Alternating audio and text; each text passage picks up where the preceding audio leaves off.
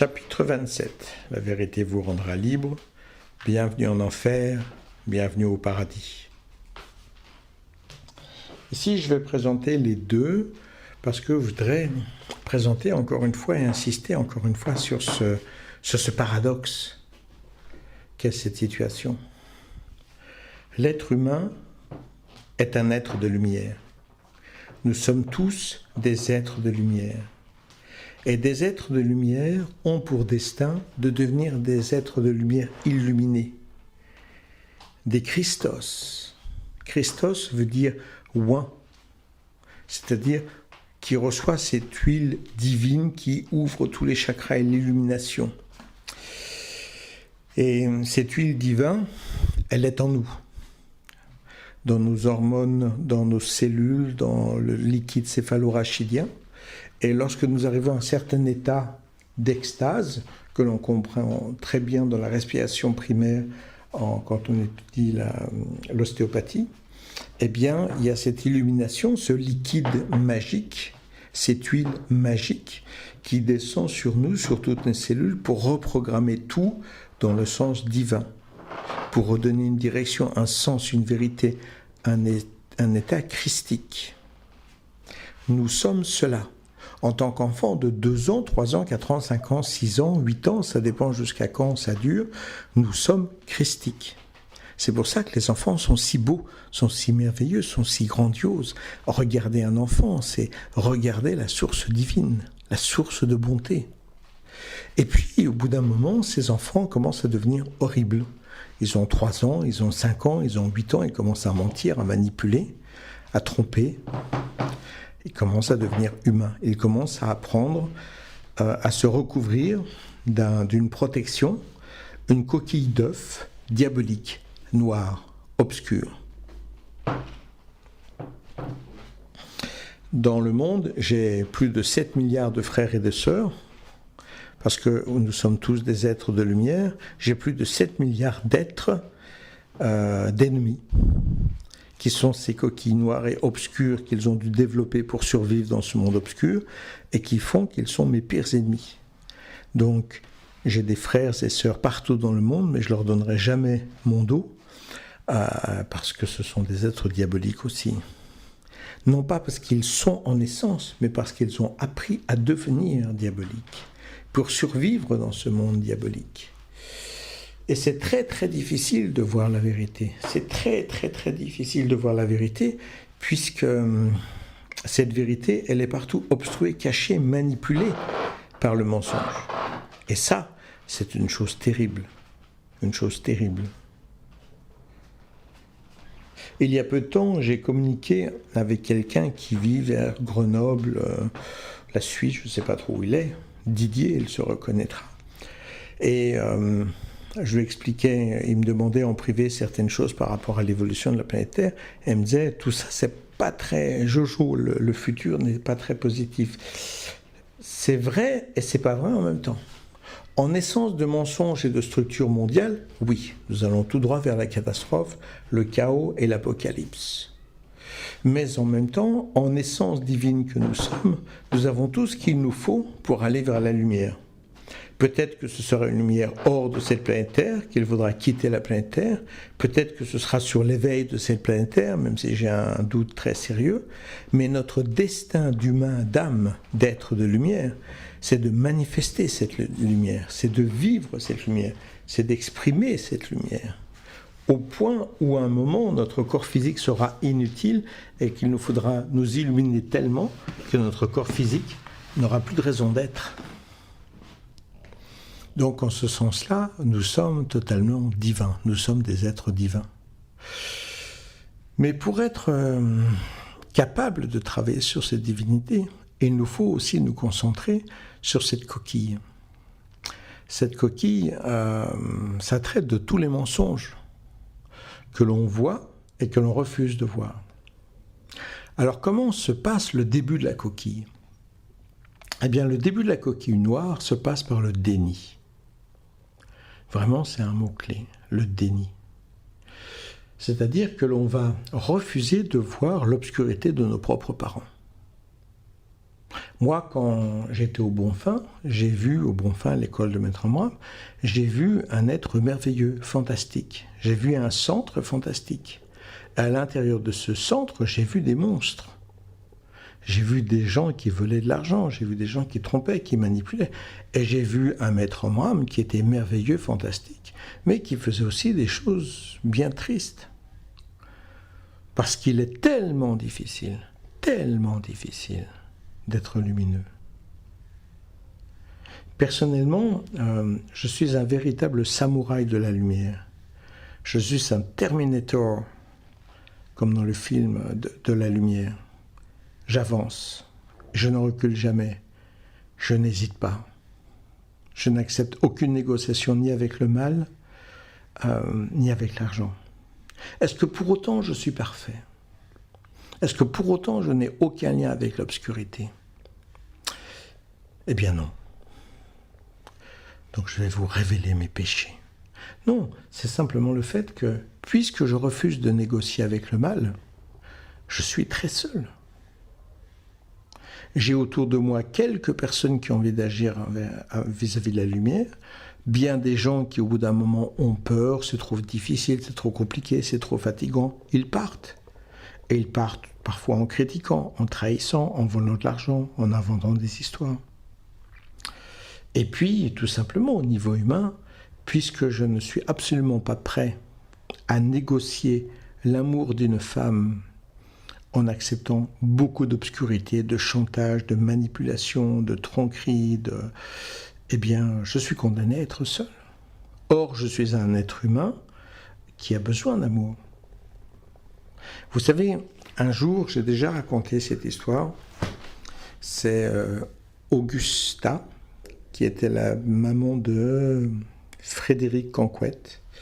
Donc tout ça, ce sont des anciens du Bonfim. Frédéric Canquette, qui ensuite s'est fait appeler Sarah Canquette. Maintenant, je ne sais pas comment elle se fait appeler. Taras Bulba, peut-être, je ne sais pas.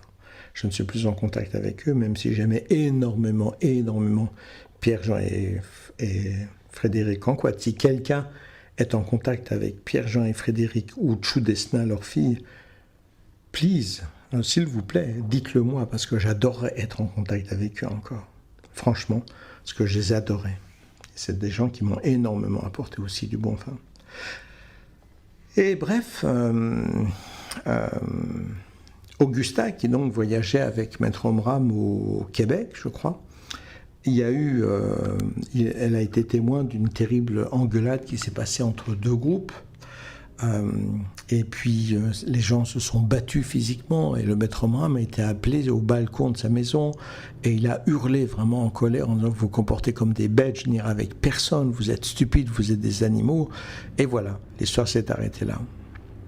Et le Maître Amram, qui devait faire quelque chose, je ne sais pas quoi, au Québec, visiter, aller quelque part, a refusé, il n'était là avec personne. Le soir même, il était dehors dans le jardin, il se promenait.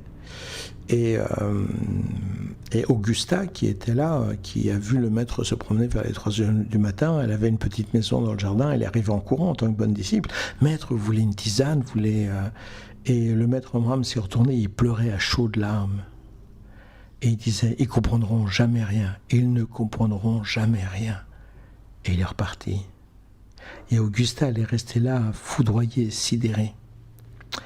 Et je me souviens que quand j'ai raconté ça à beaucoup de gens du Bonfim, ils m'ont ri au nez en disant: mais non, un maître ne pleure pas, il est bien au-dessus de ça.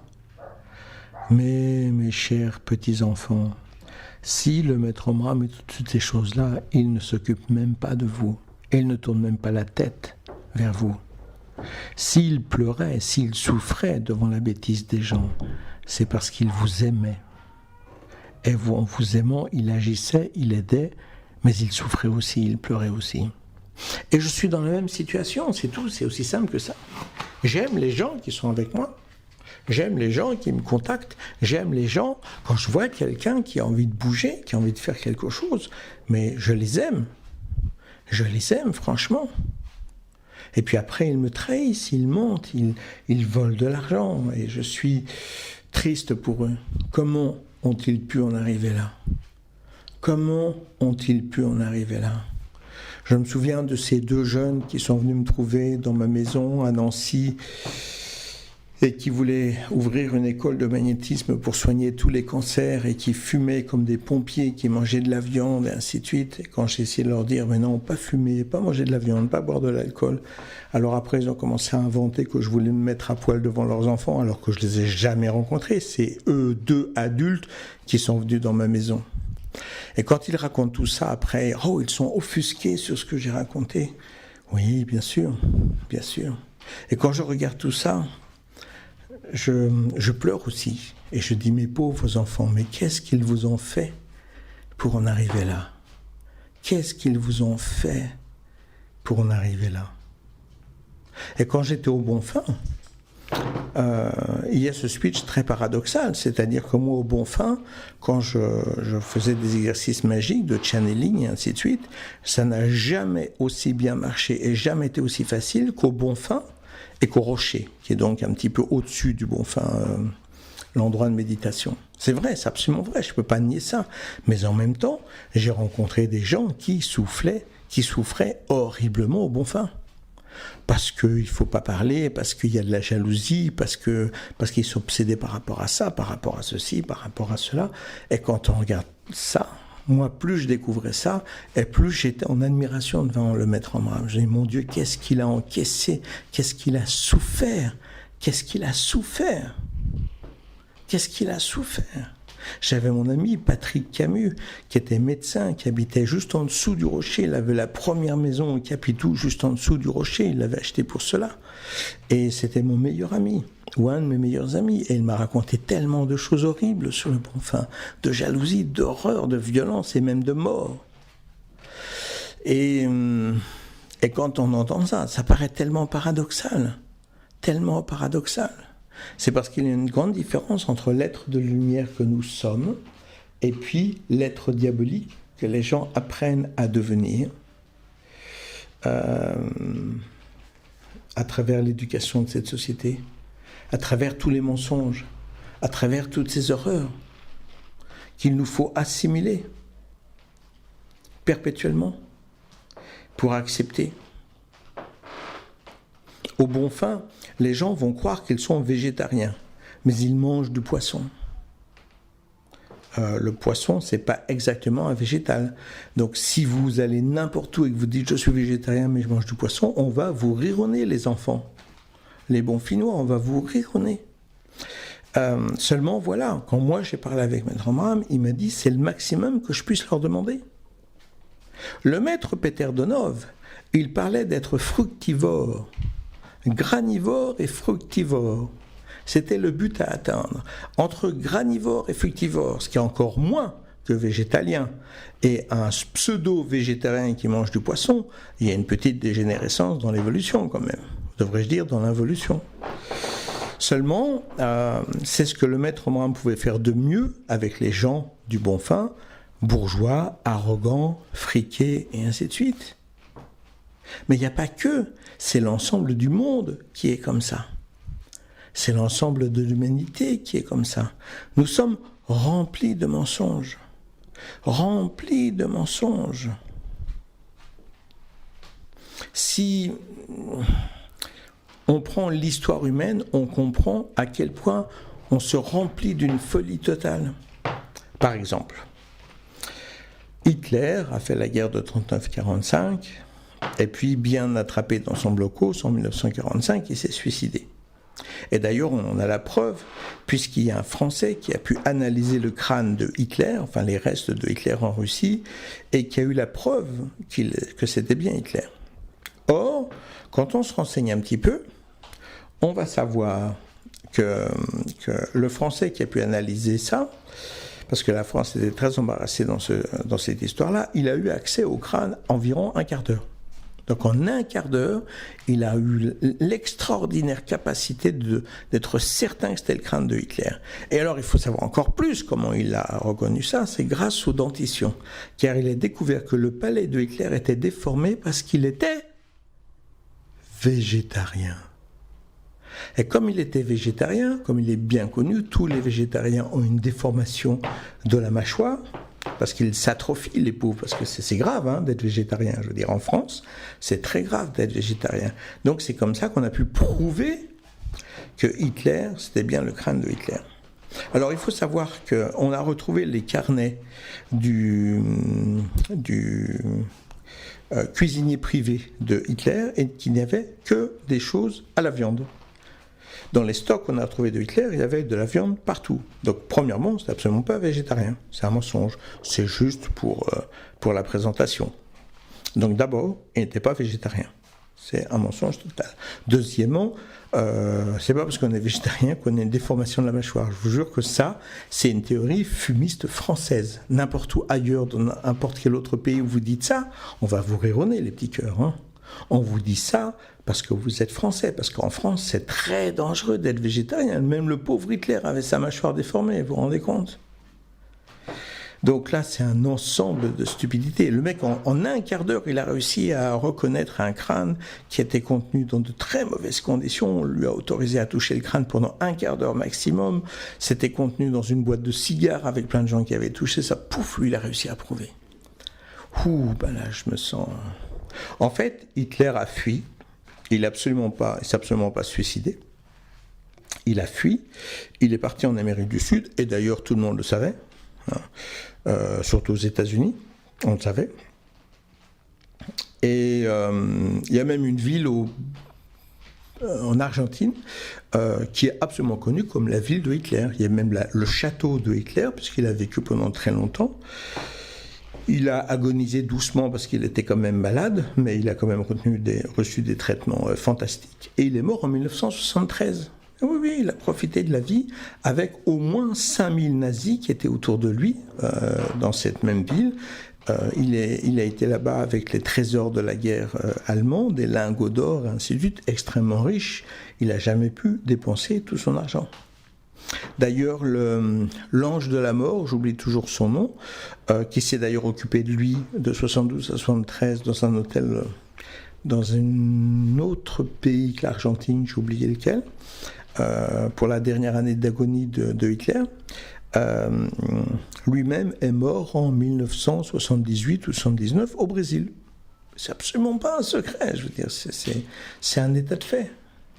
Comment est-ce que ça puisse se passer comme ça ? D'abord parce que le Vatican était tout à fait d'accord avec les nazis. Et oui, parce qu'il ne faut pas oublier que ce sont les Juifs qui ont condamné Hitler. Et puis le contrôle du monde, etc. Hein. Les Allemands, ils avaient sur leur ceinture Gott mit uns, ce qui veut dire Dieu avec nous. Gott mit uns. Donc quand on dit que Hitler était pas du tout chrétien, c'est absolument faux. Hein. S'il y avait des chrétiens qui le dérangeaient, oui, il les flinguait, c'est clair. Il ne faisait pas dans le détail, mais il était totalement chrétien et pour le christianisme. D'ailleurs, Mein Kampf n'a jamais été un livre qui fut condamné par le Vatican. Hein. Jean-Paul Sartre s'est condamné par le Vatican. Certains livres de communistes sont condamnés par le Vatican. Vous ne pouvez pas rentrer au Vatican avec ce livre-là, vous pouvez être excommunié. Mais vous pouvez rentrer avec Mein Kampf sous le bras. Il n'y a pas de problème. Ça n'a jamais été interdit. Soit pendant la guerre, soit même maintenant. Et le Vatican a largement aidé les nazis à partir de l'Allemagne après la guerre. De surcroît, il y a eu l'opération Paperclip, qui fait que von Braun, qui était l'inventeur des V1 et des V2, qu'on a retrouvé à la tête d'un camp de concentration avec 10 000 personnes mortes dans le camp de concentration qui fabriquaient, avant de mourir, les V1 et les V2, et bien d'autres qui étaient prisonniers et qui travaillaient, 10 000 victimes, plus toutes les victimes de l'Angleterre, évidemment, avec les V1 et les V2, von Braun n'a eu aucun problème. Il a été invité pour travailler aux États-Unis, et quand il a été invité pour travailler aux États-Unis, il a dit oui, mais je ne peux pas faire tout ça seul, donc j'ai besoin de collègues. Alors on s'attendait à une dizaine ou une vingtaine de collègues dont von Braun aurait besoin pour travailler à la NASA. En fait, il en a demandé 5000. Il y a 5000 nazis, c'est tout à fait officiel, qui par l'opération Paperclip ont été sauvés et récupérés et ramenés aux États-Unis, vie luxuriante et ainsi de suite, pour continuer à travailler, à fabriquer les V1 et les V2, enfin les roquettes, les bombes atomiques, et ainsi de suite. Et la réalité, c'est que les États-Unis ont rapatrié encore plus de monde, soit au moins 15 000 nazis, et que les autres ont été rapatriés en Argentine avec Hitler, et qu'il y avait toujours cette épée de Damoclès. Si vous ne fabriquez pas exactement tout ce qu'on veut et que vous n'êtes pas hyper productif, on arrête Hitler et toute la ville. Donc, Paperclip a permis aux Américains à faire un super chantage sur les scientifiques pour fabriquer les fusées qui allaient sur la Lune. Alors, parlons des fusées qui allaient sur la Lune. En fait, c'était une excuse. Ils ont payé des centaines de milliards de dollars pour emmener 30 kilos de terre lunienne. C'est sûr, évidemment. Les Américains sont connus pour des actions comme ça, scientifiques à fond perdu. Non, en fait, la recherche d'aller sur la Lune, c'était d'abord partie de la guerre froide, ça faisait partie de la guerre froide contre les Russes, donc c'est une manœuvre de guerre, et surtout, c'était une couverture pour faire dépenser des milliards de dollars sur les recherches de bombes, parce que les bombes et la fusée pour aller sur la Lune, c'était exactement la même chose. Si vous vous renseignez, vous saurez que le premier cosmonaute qui était très très connu aux États-Unis, lui il a dit aller sur la Lune c'est de la folie furieuse, c'est totalement impossible. Oh bah il y a eu un accident, il est mort, dites donc. Brûlé vif dans la première fusée. Parce qu'il commençait à parler un peu trop fort, que c'était totalement réaliste. Bien sûr.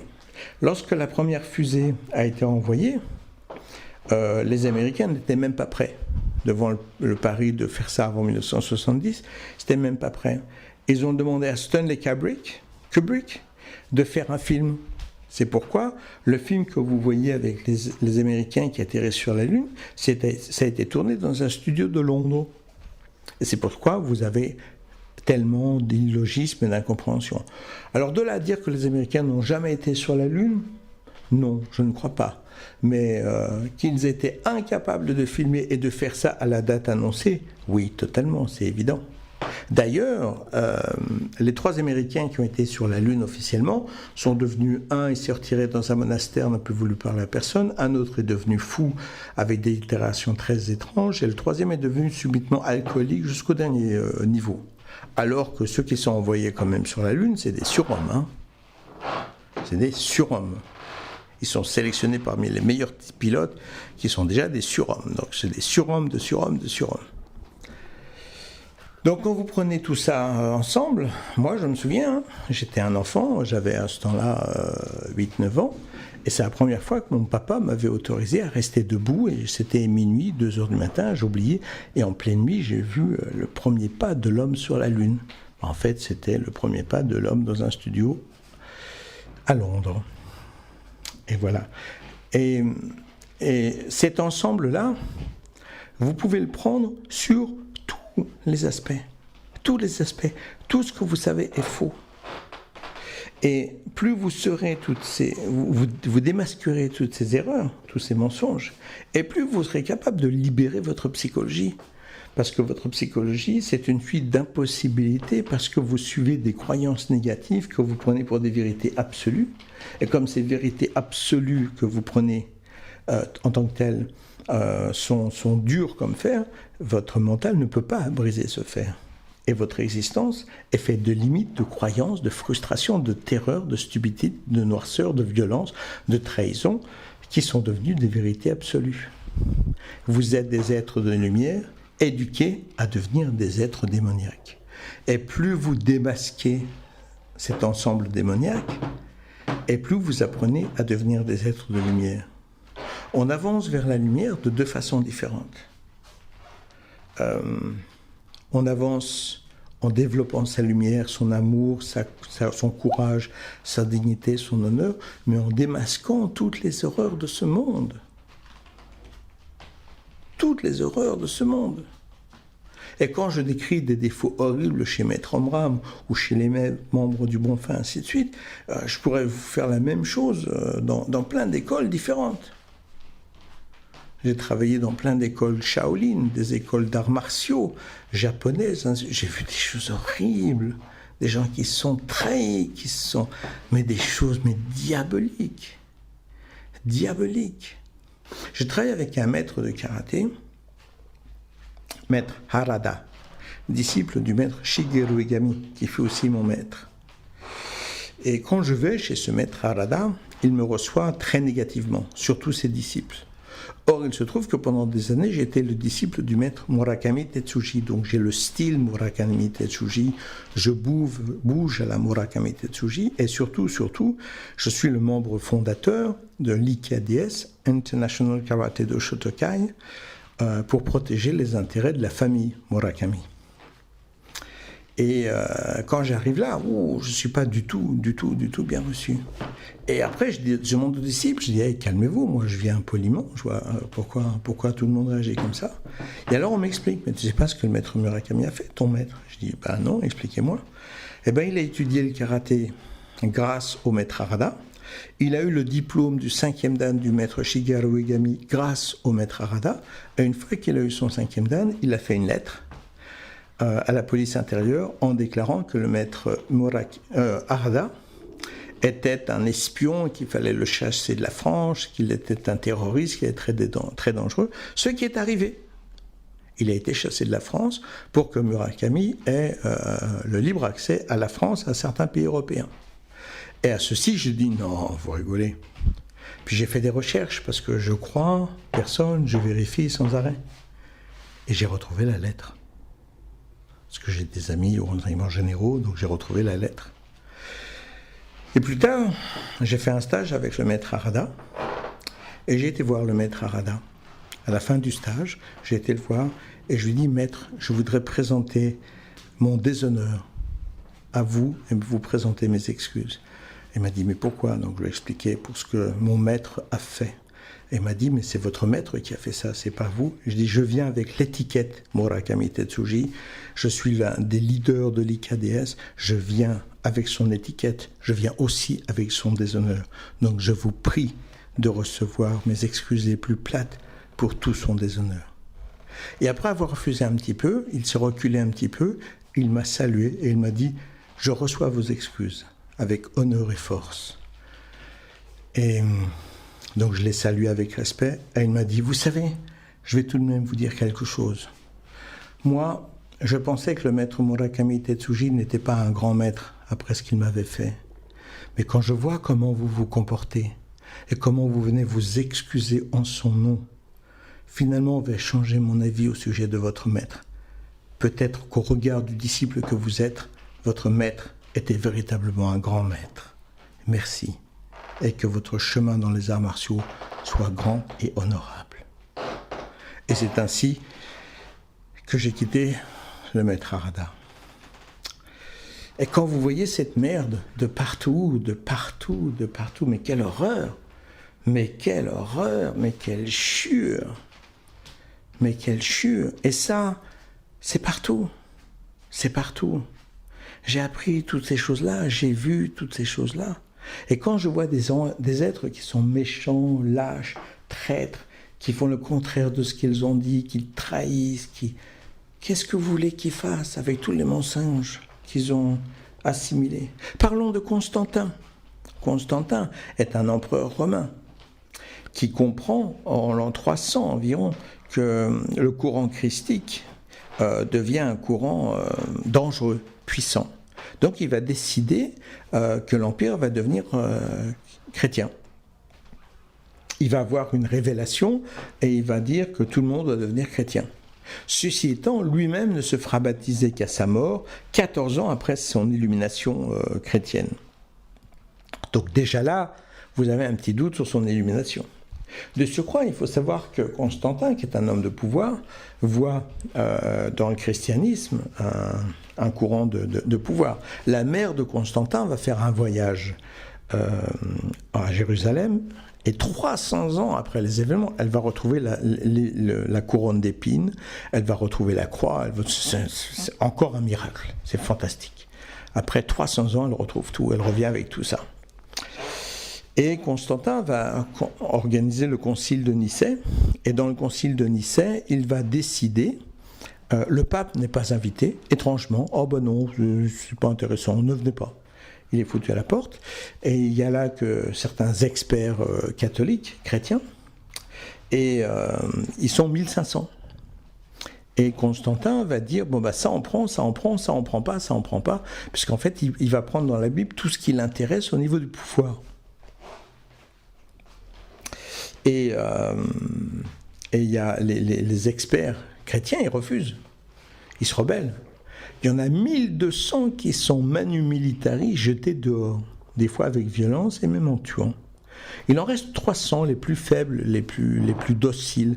Et ces 300-là vont dire, oui, vous avez raison. Donc on va vous dire, au concile de Nicée, à l'unanimité, a été voté que la Bible sera ceci. Oui, sur les 300 restants, sur les 1500 d'origine, et sans le pape, et avec les menaces très claires des militaires pour signer. Pour autant, la Bible, c'est un livre qui n'est écrit que par la volonté divine. Enfin, la volonté divine et aussi Constantin qui était un gros enfoiré. Constantin qui était tellement obsédé par lui-même qu'il va mourir au mois de avril, je crois, avril-mai, et qu'il va décider que son cadavre sera exposé à Rome. À Rome, il fait chaud, au gouvernement, au Parlement, et que les parlementaires devront s'adresser à Constantin mort comme s'il était vivant.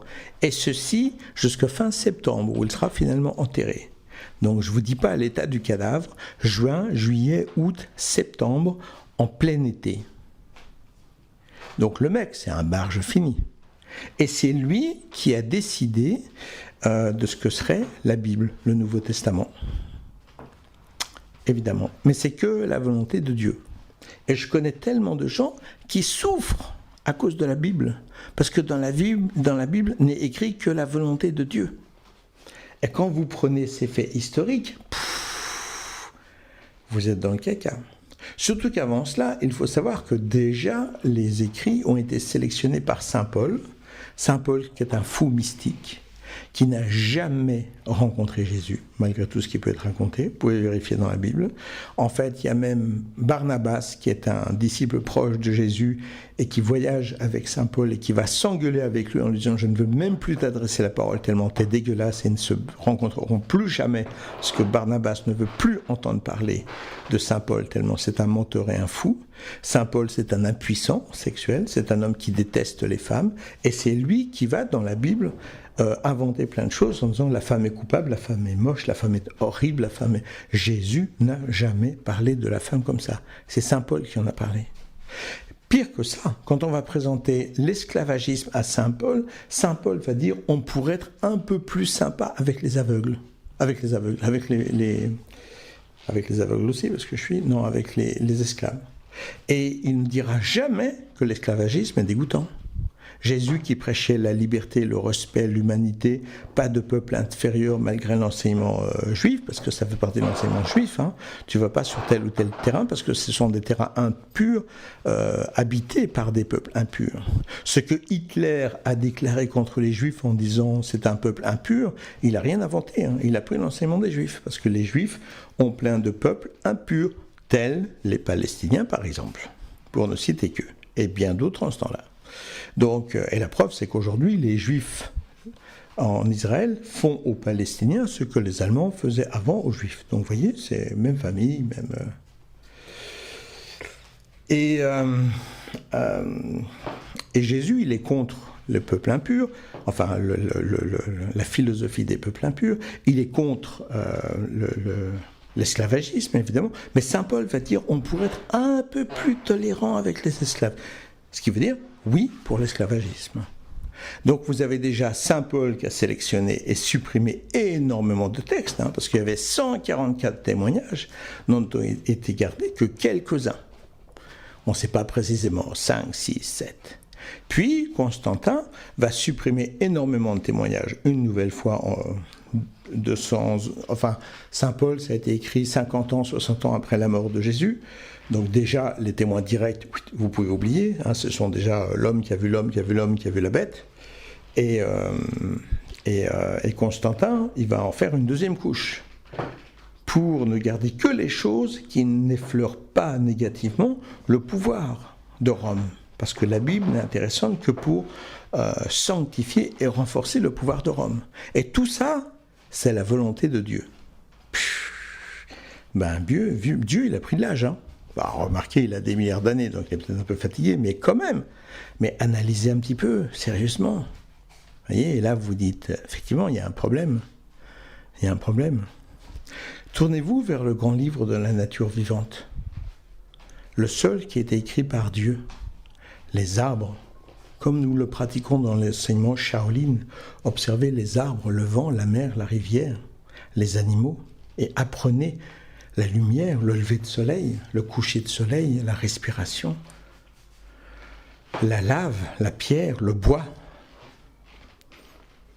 C'est une lecture un peu plus compliquée, mais ô combien authentique, car il n'y a pas eu de pouvoir humain au milieu pour tout transformer. Saviez-vous que Mahomet, par exemple, il va se marier avec une fille, j'ai oublié son nom, elle a 9 ans. C'est sa dernière femme, elle a 9 ans. Mais comme c'est un gentleman, Mahomet, il va quand même attendre 3 ans avant de consommer l'acte sexuel.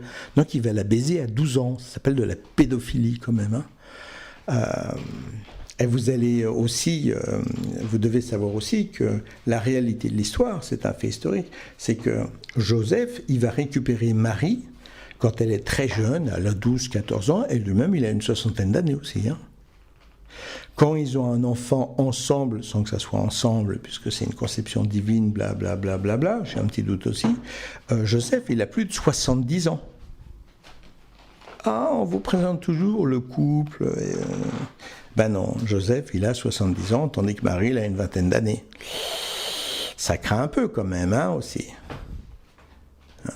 Et toutes ces choses-là ne vous seront jamais présentées. Comment pouvez-vous aller vers un chemin de lumière? Maintenant qu'on soit bien clair, Jésus-Christ est un maître de lumière. Ça, c'est absolument clair. Qu'il y a eu un être de lumière inspiré, qui symbolisait, qui était vraiment christique, qui avait reçu cette huile divine pour devenir totalement christique.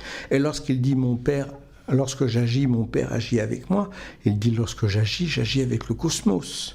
Et j'ose espérer que lorsque j'agis avec le cosmos. Quand je protège la vie, quand je refuse de détruire la vie, quand j'agis pour protéger, pour dire la vérité, même si tout le monde me hait et me critique et que tout le monde voudrait me voir mort, j'agis avec mon Père cosmique.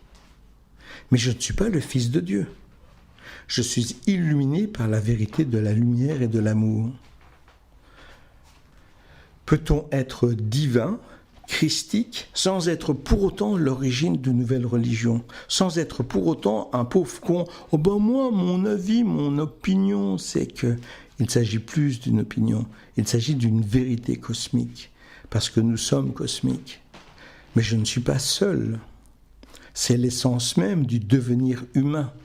Et pour ça, il faut savoir démasquer tous les mensonges. Vous voyez, j'ai le plaisir, je ne l'ai pas caché, ce n'est pas un secret, d'être diabétique. Parce que j'ai perdu quelqu'un il y a très longtemps, dans une histoire terrible, d'une violence inimaginable. J'en ai terriblement souffert et j'en suis devenu diabétique. Et j'utilise actuellement Freestyle. Freestyle, c'est un système, un espèce de capteur que vous avez sur le bras et qui analyse votre taux de sucre perpétuellement. Donc vous passez l'ordinateur devant le capteur et paf, vous avez votre taux de sucre. Or, ce système déconne de plus en plus, c'est une escroquerie, de plus en plus. Ça vaut 100 € pièce, ça dure 14 jours, donc ça fait plus de 200 € par mois, et ça marche de moins en moins bien, de moins en moins longtemps, enfin c'est une catastrophe. Alors récemment, j'ai fait des films sur mon canal en critiquant le système Freestyle. Et c'est très impressionnant, parce que j'ai présenté des preuves absolues. Il n'y a pas une personne jusqu'à présent qui ait dit « t'as raison, c'est de la merde ». Ils sont là, ils disent « ah, mais c'est parce qu'il faut faire ça, ah, mais tu peux te faire rembourser, ah, mais ceci ou cela, ah, mais ceci ou cela ». On excuse l'inacceptable, parce qu'on ne va pas exprimer sa voix claire et nette contre une escroquerie. Freestyle, c'est un truc qui s'est développé dans le monde entier, c'est une multinationale, c'est terriblement puissant. Donc on ne va pas dire, t'as raison, c'est de la merde, c'est une escroquerie. 200 € par mois pour que ça ne fonctionne pas, c'est vraiment de la merde. Non, on a toujours des excuses pour justifier que. Mais E.G., par exemple, quand il parle, on le critique parce qu'il dit des gros mots. Et s'il était un véritable maître de lumière, il utiliserait un tout autre vocabulaire, bien entendu. Mais Freestyle, une super compagnie ultra puissante, elle peut vendre des choses à 200 € qui ne fonctionnent pas, qui sont dangereux pour la santé, et on est quand même de leur côté, parce que puissance oblige, pouvoir oblige. Tout cela, c'est la manifestation de l'obscur, même dans les plus petits détails. Apprenez à aimer la lumière, apprenez à exprimer la lumière, apprenez à aimer par-dessus tout la lumière, à vivre la lumière, à vibrer la lumière. N'ayez peur de rien. Dans le bouddhisme, il y a 2 chemins, le chemin de l'amour et le chemin de la peur. Tout ce que je décris dans le noir, c'est le chemin de la peur. Je vous invite au chemin de l'amour. Vivez et exprimez l'amour, la lumière et l'essence de ce que vous êtes. Souvenez-vous de ce que vous étiez en tant qu'enfant, car c'est ce que vous êtes réellement. Vous avez acquis de l'expérience pour être un enfant pur, encore plus puissant et fantastique, mais pas pour devenir un être diabolique, monstrueux, moche et minable. Il y a un futur lumineux, un devenir humain merveilleux, qui n'est accessible qu'à ceux qui ont le courage de voir et de vivre la lumière. Saviez-vous que l'argent n'existe pas? De l'argent qui n'existe pas, de l'argent scriptural, on invente de l'argent sur l'argent. Qu'aujourd'hui, la dette mondiale de chaque pays dépasse des dizaines de fois la dette mondiale de la planète Terre. On ne peut pas s'en sortir. On ne peut pas s'en sortir. Donc le système que nous avons va s'écrouler. Va s'écrouler. On peut dire d'ici quelques mois à quelques années, 5-6 ans maximum, le système va s'écrouler. 10 ans, grand maximum, le système explosera. Devrais-je dire implosera. Nous aurons le moindre problème, une grande canicule, telle que nous avons actuellement au mois de juillet, un tremblement de terre, un volcan, une explosion, un météorite, et le monde risque de s'écrouler à la première chose, parce que maintenant c'est devenu un château de cartes de mensonges total. Pourtant, votre vie n'aura d'existence que de cumuler de cet argent qui va s'écrouler et qui n'existe pas. Ouais. Donc je comprends que vous utilisiez cet argent pour acheter des choses, mais acheter des choses solides, de la nourriture. Achetez des choses pour survivre. N'achetez pas des choses pour construire votre avenir dans un monde qui ne peut pas continuer à exister. C'est impossible. C'est totalement impossible. Et pourtant, tout n'existe que sur ça et sur la peur de perdre cet argent. N'ayez plus peur, vous allez le perdre. Ça va arriver incessamment sous peu. Plus de 10 000 crop circles dans le monde, avec la preuve absolue que chacun est fait d'une façon qui dépasse toute méthode que l'on puisse connaître sur la planète Terre. Donc, ça ne vient pas de la planète Terre. Mais on n'en parle pas. Plus de 150 millions de personnes dans le monde qui ont vu des vaisseaux inexplicables dans le ciel. 150 millions de personnes. Plus de 280 millions de personnes qui ont vécu des NDE, des EMI, expériences de mort rapprochée, immédiate, EMI, imminente, et pourtant, personne ne parle de ce qu'ils ont vécu. Ça ne provoque aucune révolution, aucune transformation, aucun changement dans le système. Mais quand vous êtes incapable d'entendre 280 millions de personnes, c'est la peur, la terreur, le pouvoir total, absolu, complet. Saviez-vous que Jésus se faisait appeler Rabbi? Même par ses ennemis, il se faisait appeler Rabbi. Et Rabbi, en hébreu, ça veut dire maître. Or, prenons l'enseignement juif. Croissez et multipliez-vous. Sachez que le fait d'avoir des enfants est une chose tellement importante en Israël que c'est le seul pays au monde, à ma connaissance, où on doit d'avorter virtuellement jusqu'à la fin, au 8e mois et demi. Si on découvre que notre enfant est mal formé, qu'il sera inutilisable pour le pays, on a le droit d'avorter. Parce qu'il est extrêmement important d'avoir des enfants, de croître et de multiplier avec des enfants sains qui vont eux-mêmes transporter des enfants, et ainsi de suite. Donc encore une fois, Hitler qui détestait les handicapés, les improductifs, croyez-le bien, Israël fait exactement, totalement la même chose. Non, je ne suis pas antisémite. Ani medaber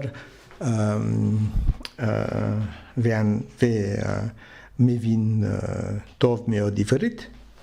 Ça veut dire que je parle hébreu et je comprends très bien. Je n'ai pas étudié cette langue pour être antisémite. J'avais même l'intention à un moment de vivre en Israël. Non pas de devenir juif, mais de devenir citadin israélien, jusqu'au moment où j'ai découvert ce qui se passait avec les Palestiniens. Donc non, je ne suis pas antisémite, mais il y a des choses qui sont là, qu'il faut reconnaître. Or, c'est tellement présent que pour avoir le titre de rabbi en Israël, il faut 3 choses. Il faut avoir plus de 30 ans, ce qui correspond parfaitement à des états de neurologie dans le développement du système frontal neurocortex, où l'évolution totale se fait à l'âge de 30 ans. Donc étrangement, les Hébreux ont parfaitement raison sur ça. Ils considèrent un être totalement adulte à l'âge de 30 ans. Il doit connaître les Écritures anciennes, puisque les Écritures nouvelles, c'est l'histoire de Jésus, et c'est pas reconnu au moment de Jésus, évidemment, et être marié, avoir des enfants. C'est-à-dire être l'incarnation de la pratique de cette religion, croissez et multipliez-vous. Pourtant, même les ennemis de Jésus appellent Jésus Rabbi. Ce qui est, malgré toutes les censures qu'ils ont essayé d'avoir, la preuve absolue que Jésus est marié et a des enfants. Sinon, il n'est pas un maître, il n'a pas à parler parce qu'il a trahi la religion juive. Et dans ce cas-là, on n'invite pas à parler, et encore moins, même ses ennemis ne l'appellent certainement pas Rabbi.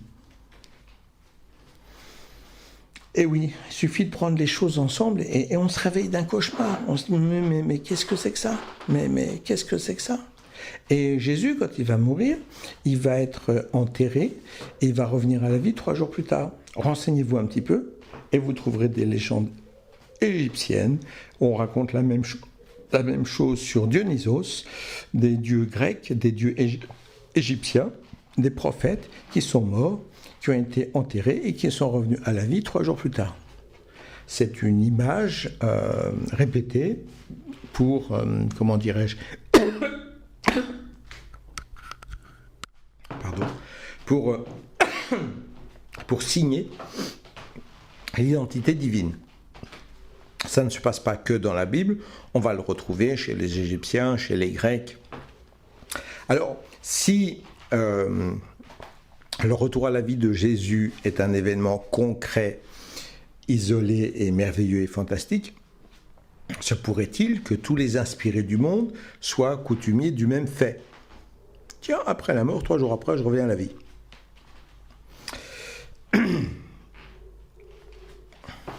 Donc ici, si on fait quelques recherches historiques, on a des doutes. Mais encore une fois, je ne suis pas en train de dire que Jésus n'était pas inspiré, que Bouddha n'était pas inspiré, que Pan n'était pas inspiré, que Dionysos n'était pas inspiré, que Krishna n'était pas inspiré, et tellement d'autres dont je ne connais pas le nom forcément. L'état christique de recevoir cette essence divine, cette cohérence divine en nous, est ouverte à toute personne qui s'engage ouvertement dans la chasse de l'obscur et dans la découverte de la vérité. Et notre destin lumineux est grand, infini, merveilleux si nous développons le pouvoir de briser les manipulations de l'obscur pour aller vers l'avant de la lumière, vers l'avant de notre aventure christique. Souvent dans la vie, je me dis, pourquoi devrais-je continuer ? Je suis souvent seul contre 1 million, à me battre pour la vérité, pour la lumière, pour l'amour, pour la fraternité. Mais en même temps, c'est vrai que quand je regarde le monde, je me dis, c'est foutu. C'est foutu. Un jour, j'étais à Paris pour un concert de musique baroque. Il y avait là 4 musiciens qui jouaient comme des dieux. On était dans une église où il pouvait y avoir 300 personnes. Et on était 20 ou 30 spectateurs. J'avais honte. Et les musiciens n'ont rien dit, et après ils ont joué d'une façon merveilleuse, et puis après on est parti. C'était proche des Champs-Élysées, et quand on était sur les Champs-Élysées, c'était déjà 11h du soir, quelque chose comme ça. C'était totalement vide, et d'une seconde à l'autre, on s'est retrouvé dans un bouchon avec des gens debout sur les voitures qui hurlaient. Ils sortaient du stade, parce qu'il y avait un match de foot. Et pendant que les gens hurlaient et klaxonnaient et que tout était bloqué pour le match de foot, après notre concert avec 20 ou 30 personnes, j'ai regardé ma copine et j'ai dit « On s'en sortira jamais, c'est fini. Le monde est trop con, c'est terminé, il n'y a aucune chance. » Et puis, par ailleurs, je me tourne vers certaines personnes. Oh, il n'y en a pas beaucoup. Je pourrais parler de Anaël, Christallène, Didier, Chabi, Joanne, Louisa, Georgia, Nathalie du Bonfin, Helena, Michael, Vincent. Qu'y a-t-il d'autre encore? Jess. Il n'y a pas tant de personnes que ça. Si peu. Peut-être en ai-je oublié encore 2 ou 3. Veuillez m'en excuser. Mais tous ces gens-là cumulés, quand des fois je vais entièrement abandonner, je dis allez, pour eux, on continue encore, on dit la vérité. Et peut-être que parmi vous, certains qui m'entendez actuellement, vous finirez par être touchés par ce que je dis. Je ne joue pas au grand maître. Comme disait quelqu'un que je connaissais, on travaille avec sérieux sans se prendre au sérieux. Et peut-être qu'un jour on se regroupera, qu'il y aura quelque chose, un espoir, un vent de vérité, de lumière, de paix. Peut-être. Fort probablement, il n'y aura rien. Mais juste au cas où.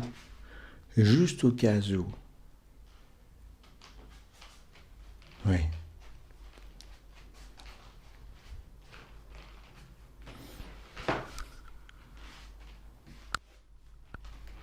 Vous voyez, aujourd'hui, les Palestiniens se font massacrer parce que dans la Bible, il est dit que les Juifs, leur endroit, leur lieu, c'est cela. Car il est entendu que dans la Bible, il n'y a pas d'erreur. Par exemple, croissez et multipliez-vous. Oh, maintenant on est trop nombreux sur la planète Terre. Notre pauvre débile de Dieu ne pouvait pas considérer croissez et multipliez-vous jusqu'à ce nombre-là. Non, il n'a pas pensé. Il ne savait pas que la Terre était limitée. Il a construit le cosmos, il a tout construit, les cosmiques, il est divin, mais de la même façon, Dieu sait tout, mais quand un jour il découvre Sodome et Gomorrhe, il dit « je vais détruire cette ville ». Avant ça, il ne sait pas.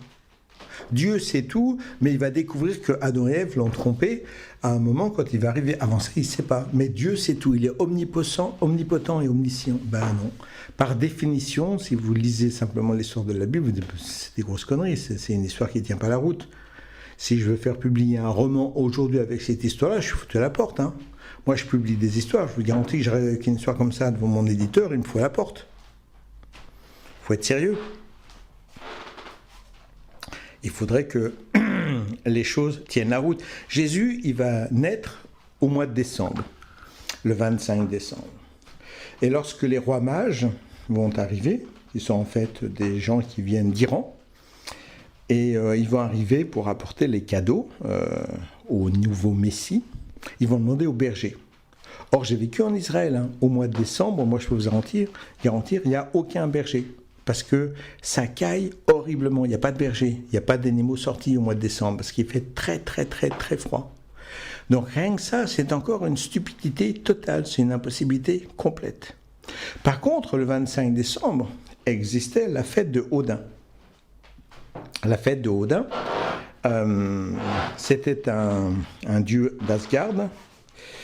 On mettait les chaussettes devant la cheminée, ça nous rappelle quand même quelque chose, et Odin, qui était habillé tout en vert, venait et mettait de la paille dans les chaussettes des gens qui avaient suivi l'enseignement philosophique pour dire qu'ils s'étaient bien comportés, et du charbon pour dire qu'ils s'étaient mal comportés. Donc c'est une démarche philosophique, spirituelle. Et cette légende est restée, et d'ailleurs Coca-Cola n'a fait que reprendre cette légende. Il ne l'a pas inventée, il l'a commercialisée, il a changé la bille de vert en rouge, parce que Coca-Cola c'est en rouge, mais c'est tout. Il n'a absolument rien inventé. Quand j'entends des Sherlock qui me disent c'est Coca-Cola qui a inventé le Père Noël, ben renseignez-vous, mes petits loulous, avant de parler. Allez donc voir vos livres d'histoire. Et Odin, qui est un homme assez gras, avec un bon ventre, une barbe blanche, etc. Ah ben oui, hein, franchement. Et beaucoup de gens suivaient Jésus-Christ, qui est né au mois de mars, et fort probablement le 17 mars, mais on n'est pas certain à 100%, et Odin. Donc, à un moment, les catholiques, ils ont décidé de changer les dates et de dire, ben voilà, maintenant, il est né, Jésus-Christ, il est né le 25 décembre. Voilà, c'est tout nouveau, ça vient de sortir. Donc maintenant, il va falloir que vous choisissiez. Vous faites la fête de Jésus ou vous faites la fête de Odin. Vous ne pouvez pas faire les deux parce que c'est le même jour. Et c'est comme ça que les vérités absolues deviennent des vérités. Donc non, Jésus-Christ n'est pas né le 25 décembre. Non, c'est pas Coca-Cola qui a inventé le Père Noël. Mais arrêtez toutes vos conneries. Mais arrêtez, laissez tomber Wikipédia. Ouvrez 2 ou 3 encyclopédies. Renseignez-vous un petit peu. Travaillez, réfléchissez, pensez. La matière grise là, que vous avez dans le cerveau, essayez d'utiliser un petit peu. Pour voir des choses, pour comprendre des choses. Clairement.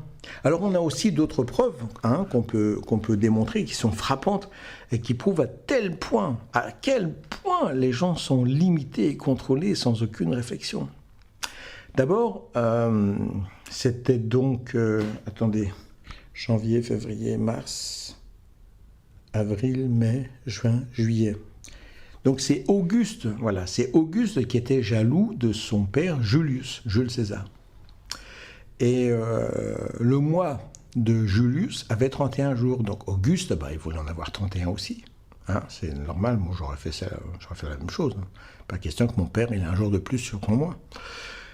Donc il a pris le dernier jour de l'année romaine, parce qu'il est très organisé, ils étaient très organisés, qu'il a rajouté au mois d'août pour avoir un jour de plus. Donc il a pris le dernier jour de février pour rajouter au mois d'août. Donc,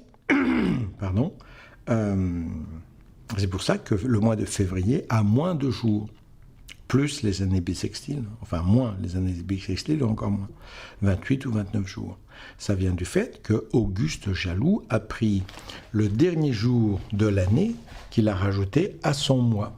Donc le mois de mars était le premier mois de l'année. Donc effectivement, vu comme ça, Jésus est né au début de l'année, 25 décembre, au mois de janvier, mais au début de l'année véritable qui existait en ce temps-là. Pas de l'année qui a été créée après par les jalousies de Auguste vis-à-vis de papa Julius. Eh oui. Et alors on peut le voir sur une chose encore plus époustouflante. Moi, le jour où j'ai découvert ça, j'étais foudrage sur ma stupidité.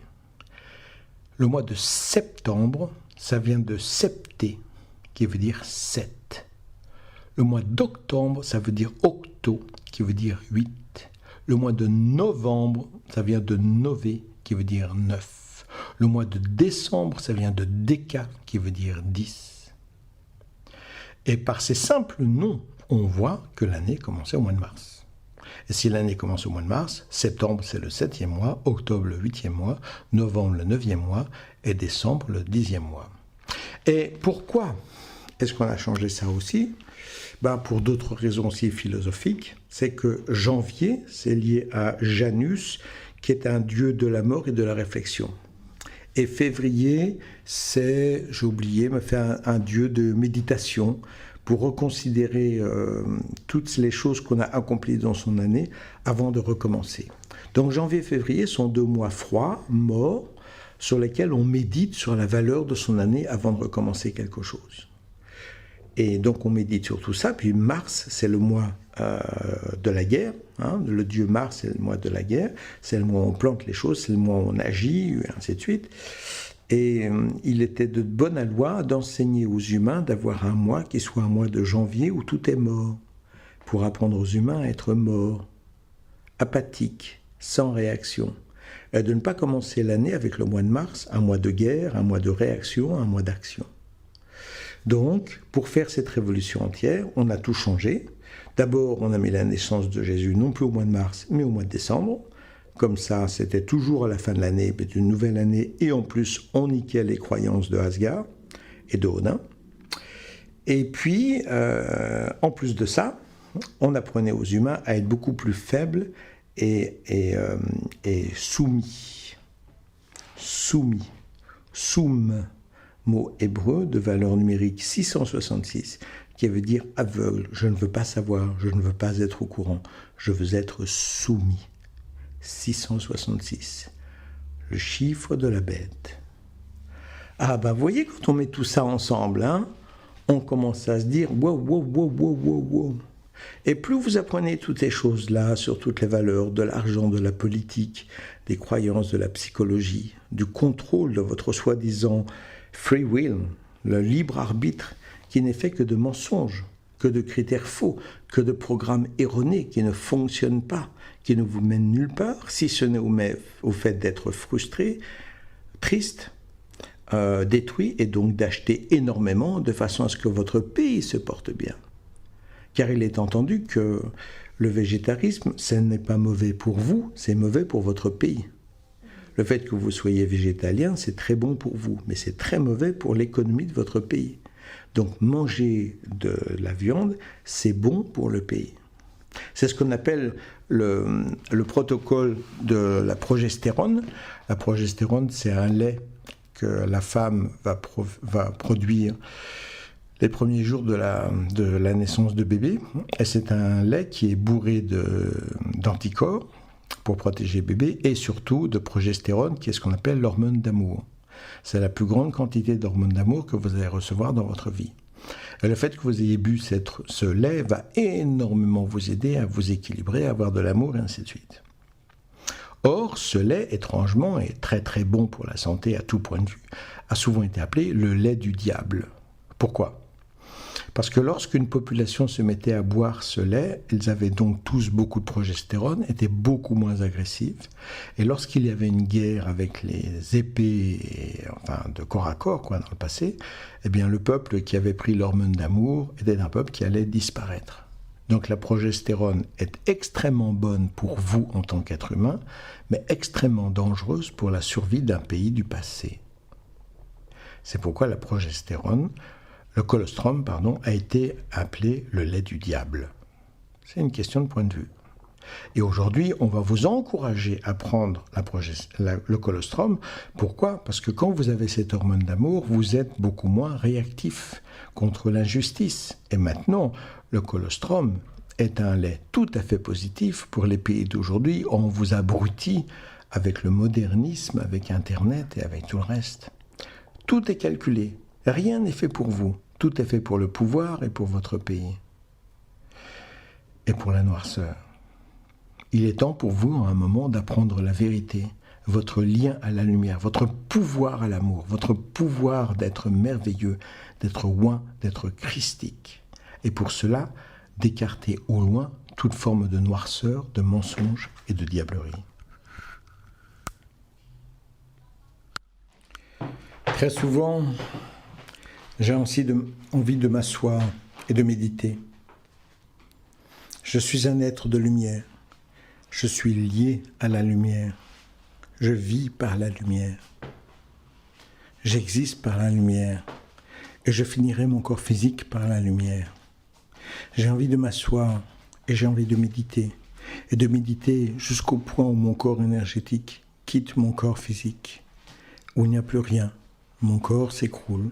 Ce que vous appelleriez mort. Ce que moi j'appellerais libre. Cette lumière m'attend, cet amour m'attend. Et j'y suis tellement attiré. Car il y a tellement d'horreur, tellement de violence dans ce monde, tellement de trahison. Je voudrais juste oublier tout cela, partir une bonne fois pour toutes. Et puis il y a ces gens que j'ai cités. J'ai oublié Kinikou avant, j'ai oublié Ricky. J'ai des gens d'Angleterre, des États-Unis, d'Allemagne, du Japon, d'Espagne, de France, de Suisse. Oh, je ne dis pas que j'ai un grand groupe, mais il y a quelques personnes, je crois que si je n'étais plus là, ils en souffriraient profondément. Il y a aussi Anaël que j'ai déjà cité, et peut-être Christelle que j'ai déjà cité, qui sont mes enfants et qui souffriraient de ma disparition, bien entendu, sachant pourquoi je suis obligé de partir. Alors souvent, j'ai envie d'arrêter. Souvent, je trouve ce chemin trop dur, trop ingrat, trop violent, trop stupide. Et puis la force de la lumière est là, par les anges et par les regards de ceux qui veulent avancer vers la lumière, tous ces gens que j'ai cités et qui sont là et qui veulent vivre, qui veulent exister, qui veulent continuer, qui méritent la vie, qui méritent la lumière, qui méritent la fraternité. Comme je ne suis pas un être de pouvoir, comme je ne suis pas un être dans l'argent, je n'ai finalement pas grand-chose à leur offrir. Peut-être, qui sait qu'un jour, quelque chose se passera. Que cela soit avec des humains ou avec des extraterrestres. Peut-être y aura-t-il un jour la lumière qui viendra, forte et puissante pour tous ceux qui le méritent. C'est ce que je veux croire, c'est ce que je ressens. C'est ce pourquoi je travaille. Car le destin de l'humanité, lui, n'apporte aucun espoir, aucune lumière, aucun amour. La mort, le chaos, la destruction, le rejet, le jugement. Savez-vous, l'autre jour, j'ai vu un documentaire que j'ai trouvé très mignon, où il y a des gens qui se promènent en France et ils ont le Coran. Et alors, ils ouvrent le Coran et ils lisent à de bons Européens, à de bons Français, quelques phrases horribles du Coran. En disant, si quelqu'un vole, coupez-lui la main, si votre femme vous trompe, lapidez-la jusqu'à la mort. Quelques phrases, mais d'horreur totale, d'horreur totale. Les bons Français qui sont là en train de dire « Oh, alors ça ne m'étonne pas, parce que le Coran, c'est vraiment un livre pour les musulmans, c'est un livre barbare, c'est horrible. » Et puis, à ce moment-là, les gens qui posent les questions retirent la fausse couverture. Et c'est pas du tout le Coran, c'est la Bible. Et je trouve ça très drôle, ces petits trous du cul de Français, ces bons chrétiens qui viennent de l'amour avec l'Inquisition. Les Templiers, ils s'agenouillaient devant l'épée dégainée, qui faisait comme un crucifix devant eux, et ils répétaient cette phrase, cette espèce de prière, « Nous allons enseigner à ces chiens de païens l'amour du Christ ». Bon, déjà, à la définition, que les musulmans soient des barbares, ça se discute franchement, hein, parce que rien qu'à l'introduction, moi je me sens pas branché quand même. Donc, quand on regarde tout cela, je ne veux pas être là et vous dire que les musulmans sont mes amis ou que les chrétiens sont mes amis. Je vous dirais que tout être d'honneur et de dignité, d'amour et de respect, de fraternité est mon frère ou ma sœur.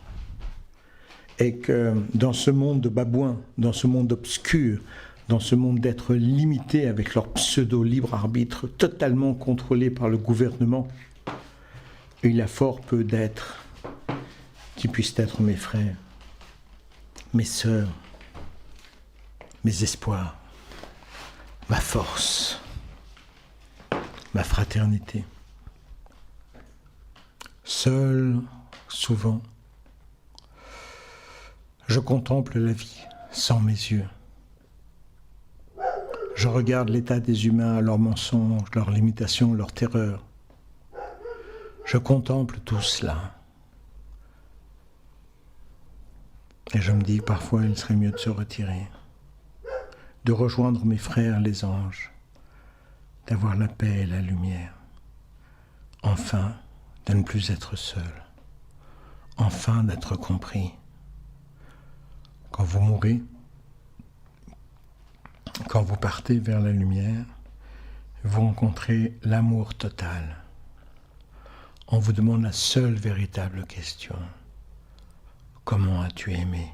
Et je pourrais dire intensément, puissamment, divinement. Je suis fier de mon amour. Je n'ai pas toujours été parfait. Je n'ai pas fait des choses grandioses toujours. Mais elles ont été grandioses dans mon cœur, et dans mon honneur, et dans ma dignité. Et je veux me rencontrer. Je veux me rencontrer à la lumière de la vérité divine. Juger ce que j'ai fait, ce que j'ai vu, ce que j'ai dit. Je suis impatient de me rencontrer